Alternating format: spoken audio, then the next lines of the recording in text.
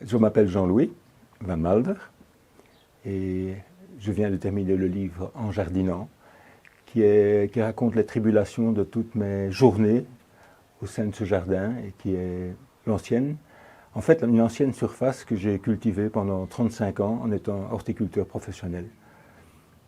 Et je l'ai transformé complètement en potager destiné à nourrir 3 familles. Enfin, 3 familles, non, 3 ménages. Les ménages. Mon ménage d'abord, celui de mes 2 fils et de mes petits-enfants. Donc.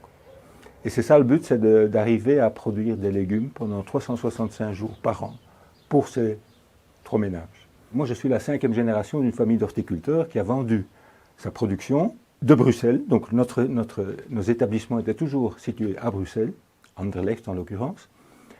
Et nous avons toujours vécu pendant 5 générations notre produit à la Grand Place de Bruxelles. Et quelle est la grande différence entre ce jardinier de la Grand Place et le potagiste, qui est le héros En jardinant? C'est que pendant 35 ans, je me suis mis du côté des clients. J'ai vendu des plantes pour ornementer, pour décorer, pour fleurir un jardin. Tout en étant déjà conscient que depuis 1970, qu'il y avait au niveau de l'horticulture et de l'agriculture des problèmes. Au niveau de l'évolution, au niveau de l'épuisement des ressources, etc., la manière d'aborder le sol. Et c'était l'occasion pour moi de voir si ce pressentiment que j'avais durant toutes ces années se vérifiait dans la réalité. Et donc, sur un lopin de terre que nous avions utilisé pour cultiver des plantes vivaces durant 35 ans, j'ai décidé de produire des légumes.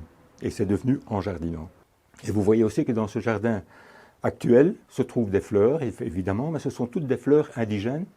Et ce sont toutes des fleurs qui sont destinées à attirer des insectes pour polliniser les légumes, les fruits, tout ce que vous voulez.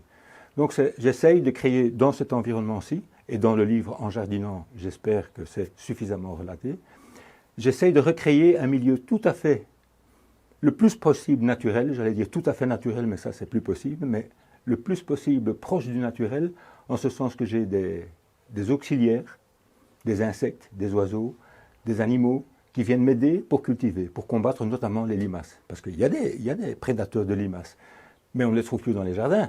Donc il fallait essayer de reconstruire un milieu où les carabes notamment viennent manger les limaces, en lieu et place des molluscides. Dans les premières pages du livre En jardinant, on trouve la définition d'une limace. Je me suis posé la question, mais à quoi sert fondamentalement une limace? Puisque une de mes grosses déceptions était de voir le matin d'une journée de plantation de laitue, de les voir complètement ravagées par les limaces. Pourquoi cet endroit-là, alors que je couvre ma terre de matériaux morts, d'herbes coupées? Pourquoi les limaces viennent-elles manger mes salades? Frustration, déception, etc. Et à l'opposé de ça, c'est une des très très très belles réjouissances, c'est de voir que quand on essaye de trouver quelque chose, un remède à un mal, en l'occurrence la limace, quand on expérimente certaines choses, une des réjouissances, c'est de voir que ça marche. Et d'essayer de comprendre pourquoi ça marche.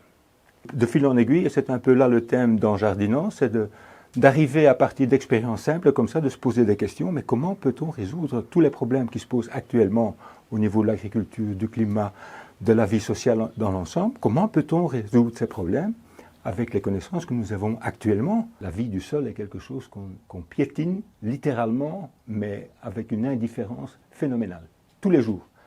Et tous les acteurs confondus, que ce soit la commune, que ce soit les entrepreneurs, que ce soit les jardiniers, que ce soit... Je n'ai pas la science infuse, mais depuis que je m'y intéresse, je me rends compte de toutes les bêtises qu'on fait. Et il suffit de regarder autour de soi, c'est phénoménal. Et j'espère que les gens, dans leur quotidien, en lisant En jardinant, ils verront que ce sol, il a besoin de mesures extrêmes maintenant, immédiatement, aujourd'hui. Chacun peut le faire, ce n'est pas quelque chose qui doit être imposé ex cathedra, c'est quelque chose que chacun peut faire en âme et conscience tous les jours.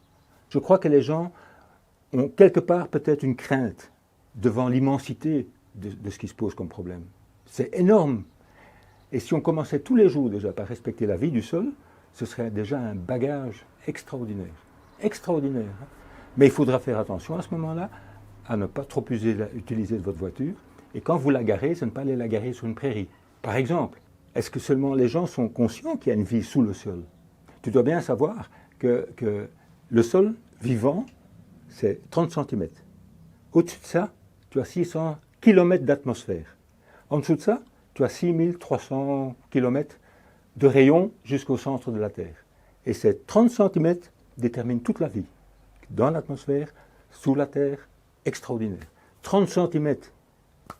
Et il suffit d'humidité, d'une pression trop forte, et cette vie est compactée. Pour 10 ans, elle va se remettre, tu vas me dire, ça c'est sûr. Mais on n'a plus le temps. On a tellement dégradé et tellement sous-estimé que finalement, elle a du mal à se remettre maintenant. Et qu'il n'y a plus assez de surface pour qu'elle se remette. Donc parmi les lectures que j'affectionne particulièrement, tu as Pierre Lietagy, qui est l'ethnobotaniste français, qui a dit cette phrase somptueuse que j'ai reprise dans le livre. C'est « Vivre sa vie à soi dans le juste qui a été compris ». Et je trouve ça très très correctement exprimé si l'on veut vivre tous les jours en fonction de sa propre nature, mais en fonction aussi de tout ce que sa propre conduite implique pour les générations à venir. Vivre sa vie à soi, d'accord, mais dans le juste qui a été compris. Et ce juste, pour le moment, on sait, ce sont nos problèmes de climat. Ce sont nos transgressions des réserves de matières premières. Donc nous avons un tas de problèmes qui se présentent, mais je crois que tant qu'on vit sa vie à soi, et dans ce juste qu'on comprend, et que les scientifiques comprennent aussi, et j'en reviens à ce que je disais là tantôt pour les agriculteurs, je crois qu'à ce moment-là, on a fait un grand pas.